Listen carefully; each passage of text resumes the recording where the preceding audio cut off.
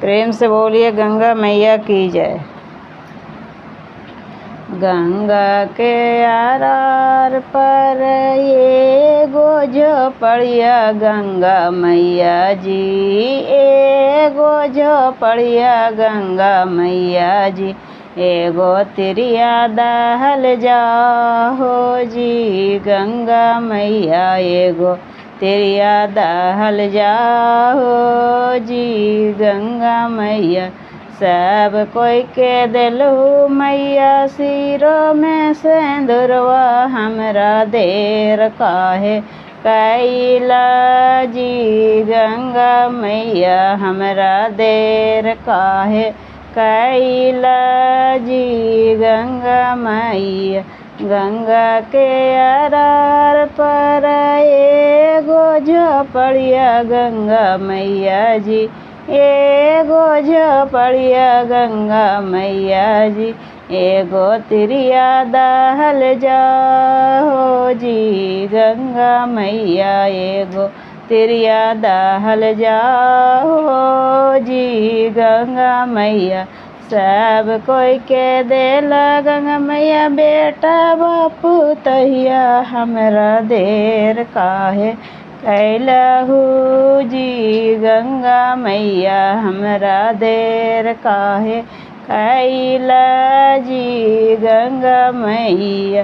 गंगा के आरार पर एगो झोपड़िया गंगा मैया जी, एगो झोपड़िया गंगा मैया जी, और पर तिरिया दहल जाहे जी गंगा मैया, एगो तिरिया दहल जाहो जी गंगा मैया।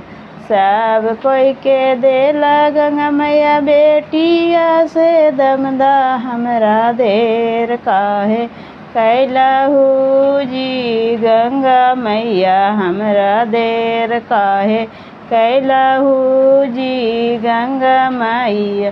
गंगा के आरार पर एगो कोठरिया गंगा मैया जी, एगो झोपड़िया गंगा मैया जी, एगो तिरिया दहल जाहे जी गंगा मैया, एगो तिरिया दहल जाहे जी गंगा मैया। सब कोई के दिलहु मैया गंगा मैया भाई से भतीजवा, हमरा देर काहे कैला जी गंगा मैया, हमरा देर काहे कैला जी गंगा मैया। गंगा के आरार पर एगो झोपड़िया गंगा मैया जी, एगो झोपड़िया गंगा मैया जी, एगो तिरिया दहल जाहे जी गंगा मैया, एगो तिरिया दहल जाहे जी गंगा मैया। सब कोई के देला गंगा मैया नातिया से पोतवा, हमरा देर काहे कैला जी गंगा मैया, हमरा देर काहे कैला जी गंगा मैया।